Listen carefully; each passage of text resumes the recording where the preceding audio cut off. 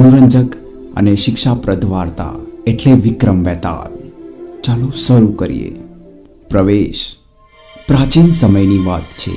એ વખતે ઉજ્જૈન નગરીમાં મહારાજા વિક્રમાદિત્યનું રાજ્ય ચાલતું હતું. રાજા વિક્રમાદિત્ય ખૂબ જ પરોપકારી અને દાનવીર હતો. એની કીર્તિની સુવાસ બધે ફેલાયેલી હતી. દરરોજ દરબાર ભરાતો, દુઃખી લોકોની ફરિયાદ સાંભળવામાં આવતી અને યોગ્ય ન્યાય કરવામાં આવતો. એવી જ રીતે એક વખત દરબાર ભરાયો હતો. ક્યાંકથી એક સાધુ જેવો દેખાતો પુરુષ દરબારમાં રાજા સામે હાજર થયો. રાજા સામે ઊભા રહી એ પુરુષે પોતાના હાથમાં રહેલું એક ફળ રાજાને ભેટમાં આપી દીધું. રાજાએ સોનેરી ફળને ફાટી આંખે જોઈ રહ્યો. એ વિચિત્ર દેખાતા સાધુ પુરુષને એ ફળ વિશે કંઈક પૂછે એ પહેલાં જ સાધુ પુરુષ દરબારમાંથી જતો રહ્યો. રાજાએ એ સોનેરી ફળ પોતાના ખજાનચીને રાજ્યના ખજાનામાં મૂકવા માટે આપી દીધું. ખજાનચીએ કંઈ પણ પૂછ્યા વગર રાજાના હુકમ પ્રમાણે એ સોનેરી ફળ ખજાનામાં મૂકી દીધું. બીજા દિવસે પણ સાધુ પુરુષ દરબારમાં હાજર થયો. ફરીથી એણે એક સોનેરી ફળ રાજાને ભેટમાં આપ્યું અને કોઈની સામે કંઈ જ વાત કર્યા વગર જતો રહ્યો. આમ સતત 10 દિવસ સુધી સાધુ પુરુષ આવ્યો અને રાજાને હાથમાં સોનેરી ફળ મૂકી જતો રહ્યો. 11મા દિવસે એ સાધુ પુરુષ જ્યારે ફળ આપીને જતો રહ્યો ત્યારે રાજાએ એ ફળ ખજાનચીને આપવાને બદલે એક વાંદરાને ખાવા માટે આપી દીધું. વાંદરાએ એ ફળ ખાવા માટે તોડ્યું તો રાજાની નવાઈનો પાર ન રહ્યો. એ સોનેરી ફળ કોઈ સાધારણ ફળ નહોતું. જ્યારે વાંદરાએ વચ્ચેથી તોડ્યું ત્યારે અનેક રત્નો એમાંથી નીકળી જમીન પર વેરાઈ ગયા. આંખો અંજાઈ જાય એવી તેની ચમક હતી. આવા કિંમતી રત્નો એક સાધુ પાસે? એ મને દરરોજ જે સોનેરી ફળ આપી જાય છે એમાં પણ શું આવા રત્નો જ હશે? આમ અનેક વિચારો રાજાને આવ્યા. રાજાએ તરત ખજાનચીને બોલાવ્યો અને એ સાધુ પુરુષે આપેલા સોનેરી ફળ વિશે પૂછ્યું. ખજાનચીએ રાજ્યના ખજાનાની તિજોરીમાં એ સાચવેલા 10 સોનેરી ફળ રાજા પાસે લાવીને મૂક્યા. રાજાએ એ દરેક ફળ તોડીને જોયું. રાજા, ખજાનચી તેમજ બધા દરબારીઓ દરેક ફળમાંથી નીકળતા ચમકતા રત્નો જોઈ દંગ રહી ગયા. રાજાએ ચૂપચાપ સાધુ પુરુષનું દરબારમાં આવવું, ફળ ભેટમાં આપવું તેમજ ફળમાંથી રત્નો નીકળવા પાછળ કયો ભેદ છુપાયો છે એ જાણવાનું નક્કી કર્યું. 12મા દિવસે સાધુ પુરુષ ફરીથી હાજર થયો. રાજાના હાથમાં પોતાના હાથમાં રહેલું ફળ મૂકે એ પહેલાં જ રાજાએ એને સામેથી કહ્યું, મહારાજ, આપ મને દરરોજ આવું કિંમતી રત્નો ભરેલું ફળ શા માટે આપો છો? એ ક્યાંથી લાવો છો? આપ કોણ છો? હવે જ્યાં સુધી મારા આ બધા સવાલોના જવાબ આપ મને નહીં આપો ત્યાં સુધી આપની ભેટ હું સ્વીકારવાનો નથી. રાજાના એક સાથે અનેક સવાલો સાંભળી સાધુ સહેજ ગંભીર બની ગયો.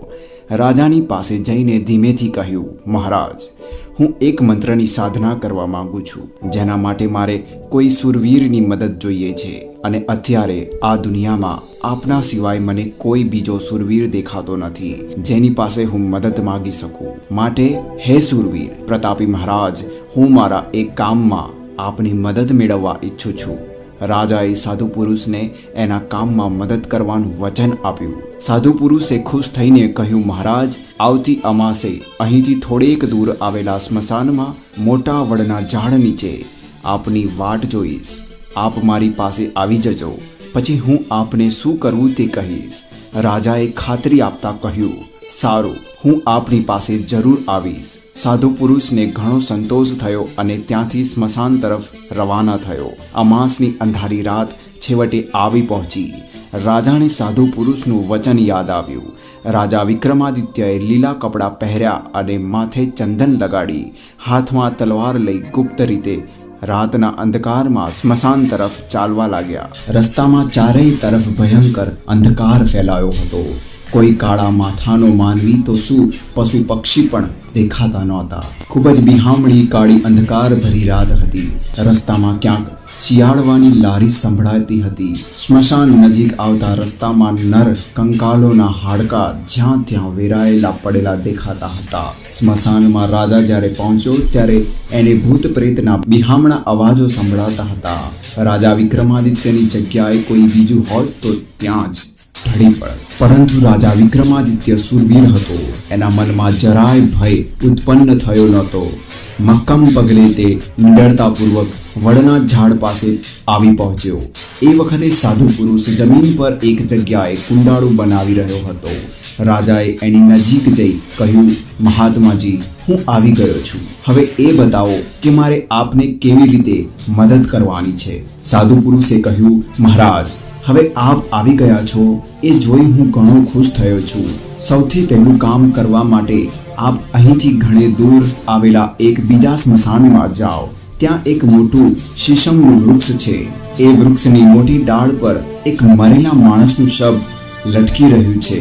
એને મારી પાસે લઈ આવો એટલે મારું એ કામ પૂરું થઈ જશે. રાજા વિક્રમાદિત્યએ સાધુ પુરુષની વાત સાંભળી અને ત્યાંથી દક્ષિણ દિશા તરફ આવેલા એ સ્મશાન તરફ ચાલી નીકળ્યો. સ્મશાનમાં સળગતી ચિતાઓના અજવાળામાં રાજા વિક્રમાદિત્ય આગળ વધવા લાગ્યો. ઘણી મુશ્કેલી પછી એ સ્મશાનમાં પહોંચી જઈને શીશમનું વૃક્ષ શોધી કાઢ્યું.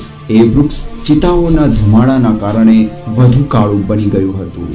આસપાસ બળતી ચિતાઓમાંથી સળગતા માંસની માથું ફાટી જાય તેવી ગંધ આવતી હતી. શીશમના વૃક્ષની એક ડાળ પર એક શબ ઊંધું લટકી રહ્યું હતું, જે ડાળ સાથે બાંધેલું હતું. રાજા વિક્રમાદિત્યએ પોતાની તલવાર વડે એ રસ્સી કાપી નાખી એટલે શબ ધડામ કરતું જમીન પર પડ્યું. જમીન પર પડતા જ એ મળદું મોટા અવાજે ચીસ પાડી ઉઠ્યું, જાણે એને ભયંકર વેદના ન થઈ હોય. રાજા સમજ્યો કે એ કદાચ જીવતો માણસ છે એટલે રાજાને એની દયા આવી. એકાએક મળદું ખડખડાટ હસવા લાગ્યું. રાજા સમજી ગયો કે એની પર વેતાલ ચડેલો છે. રાજાએ એની પાસે ખડખડાટ હસવાનું કારણ પૂછ્યું કે તરત જ હવામાં એક મળદું ઉડીને પાછું વૃક્ષ પર ઊંધા માથે લટકી ગયું. રાજાએ એને ફરીથી વૃક્ષ પરથી ઉતારી પોતાની પીઠ પર ઉપાડી લીધું અને જરાય બોલ્યા વગર ચૂપચાપ સાધુ પુરુષ તરફ ચાલવા લાગ્યો. રાજા થોડો ચાલ્યો જ હશે ત્યાં જ મળદું સળવળાટ કરવા લાગ્યું. મળદામાં રહેલા વેતાલે રાજાને કહ્યું, હે પરાક્રમી રાજન, મને સાધુ પુરુષ પાસે લઈ જતા તને ઘણી તકલીફ પડી રહી છે. રસ્તો થોડો લાંબો છે, તારી પીઠ પર મારો ભાર પણ છે, માટે જ તને કંટાળો ન આવે અને થાક પણ ન લાગે એટલા માટે હું તને એક વાર્તા સંભળાવી રહ્યો છું. પરંતુ એ દરમિયાન તારે મૌન રહેવાનું છે.